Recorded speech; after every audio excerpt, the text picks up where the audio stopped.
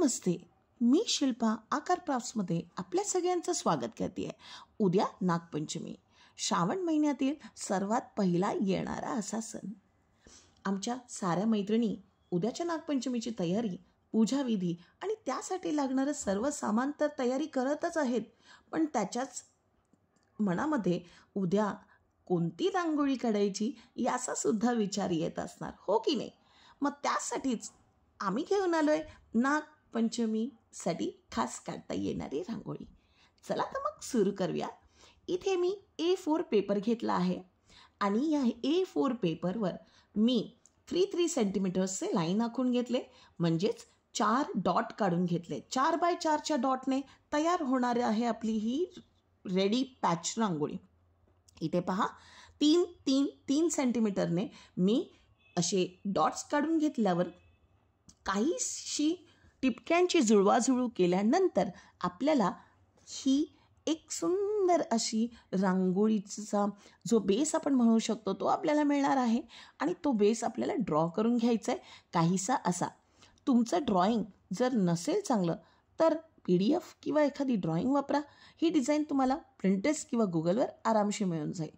आणि हो, तरीही तुम्हाला जर ह्या डिझाईन्स मिळत नाही आहेत तर आम्हाला DM करा, व्हॉट्सअप करा, आम्ही तुम्हाला ह्याचे PDF नक्की शेअर करू. अगदी 4 टिपक्यांची ही रांगोळी असली ना तरी फारच उपयोगी अशी ही रांगोळी आपण बनवून रेडी करणार आहोत. अगदी फार मोजकेच टिपके जॉईन करायचे आणि त्याला जॉईन केल्यानंतर तुम्हाला ही अशी आकृती मिळून जाईल. आणि ही आकृती ड्रॉ करून झाल्यानंतर आपण तिला OHP शीटवर ट्रेस करून घेणार आहोत.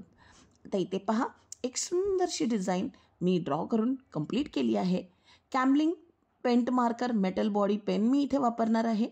ह्याच आपल्या ड्रॉ केलेल्या पेजवर मी A4 OHP शीट 175 मायक्रॉनची घेतली आहे आणि त्याला सेलोटेपने स्टिक करून घेतली काहीशी अशी.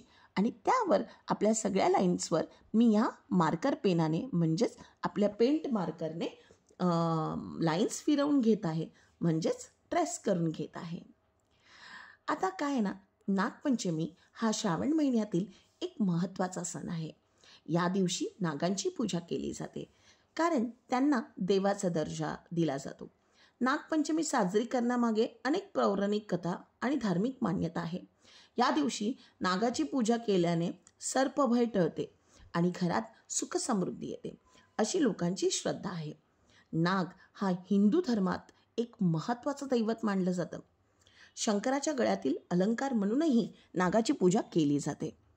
त्याशिवाय नागपंचमी हा श्रावण महिन्यातील सण आहे आणि या दिवशी घरोघरी आपण नागाची पूजा करत असतो. नागदेवतेला प्रसन्न करण्याची पद्धत आहे आणि त्यामागे आपण त्याचं मातीचं स्वरूप बनवतो आणि त्याला फूल, पानं, नैवेद्य बनवून पूजा करत असतो. कालिया नागाचा पराभव करून यमुना नदीच्या पात्रातून भगवान श्रीकृष्ण सुरक्षित वर आले होते, म्हणून सुद्धा आपण नागाची पूजा करत असतो. आता इथे पहा, आपली डिझाईन पूर्ण ट्रेस करून झाली आहे.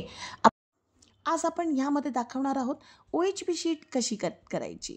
बघा, A4ची जी एक्स्ट्रा OHP शीट होती ती मी कट करून घेतली अगदी स्ट्रेट लाईन्समध्ये, है ना.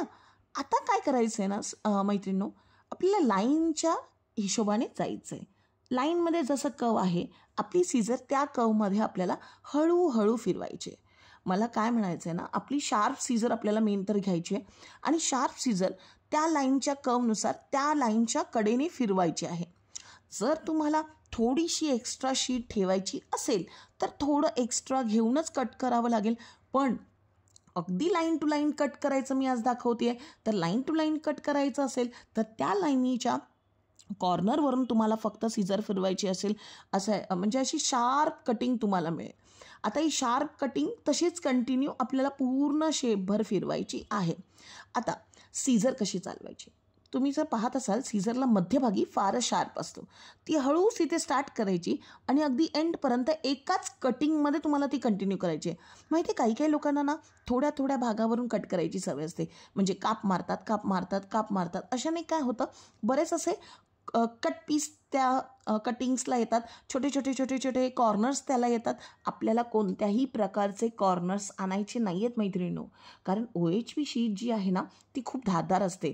जर रांगोळी काढताना, रांगोळी उचलताना ही धारदार किंवा टोकदार जर बाजू असेल तर तुमच्या हाताला लागून इजा होऊ शकते. आणि म्हणूनच OHP शीट कट करताना म्हणजे तुम्ही थोडीशी खबरदारी घ्यायलाच हवी. आता पहा ना, मी अगदी लाईन टू लाईन इथे कट करत चालली आहे.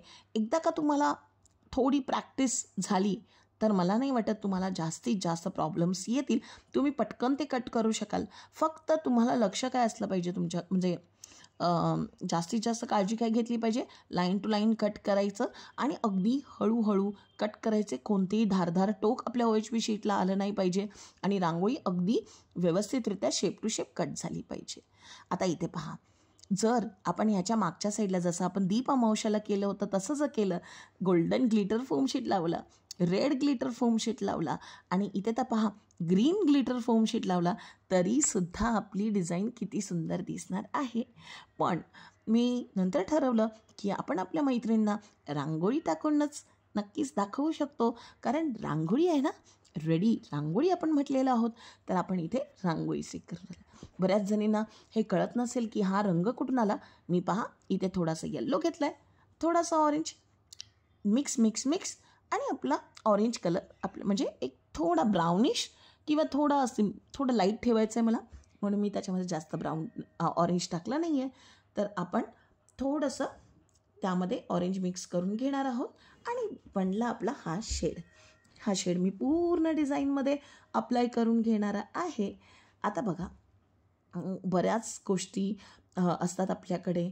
आपण रांगोळीसाठी पूर्वी श्रीखंडाचे डबे वापरतो किंवा आपण बऱ्याच अशा गोष्टी, मी तर नेसकॅफेच्या अशा ज्या बॉटल्स आहेत किंवा अशा बऱ्याच ज्या छोट्या बरण्या आहेत ज्या आपण रांगोळीसाठी वापरू शकतो. अगदी बनवलेली रांगोळी मी त्यामध्ये ठेवत असते, स्टोअर करत असते आणि तशीच्या तशी आपण ती नंतर वापरू शकतो. अगदी एकदा मिक्स केल्यानंतर तो कलर तसाच ठेवून आपण नेक्स्ट टाईम जेव्हा आपण एखादी शेडमध्ये ही रांगोळी वापरू शकतो. तर म्हणजे बऱ्याच अशा गोष्टी जर केल्यात तर तुमची रांगोळी बनवण्याची पद्धत म्हणजे आणि रांगोळी नवीन पॅच रांगोळी कशी शिकायची आणि त्याच्यामध्ये काय काय व्हेरिएशन आणू शकता, ह्याकडे सुद्धा तुमचं बऱ्याच गोष्टी तुम्हाला शिकता येतील. आता मुख्यतः नागाची पूजा कशी करतात किंवा आपण का करतो हे सगळ्यांनाच माहिती आहे.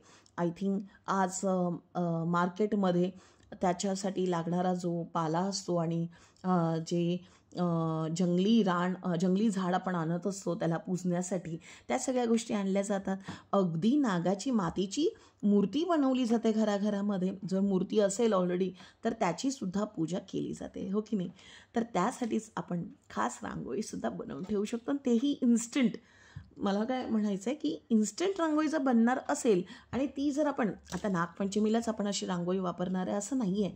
बऱ्याच अशी गोष्टी आहे जिथे सर्प आणि नाग ह्याची पूजा केली जाते, अशा बऱ्याच ठिकाणी तुम्ही ही रांगोळी वापरू शकता. आता नाग हा शेतकऱ्याचा मित्रही असतो असं मानलं जातं आणि म्हणून शेतकरी खास करून नागाची पूजा करतात.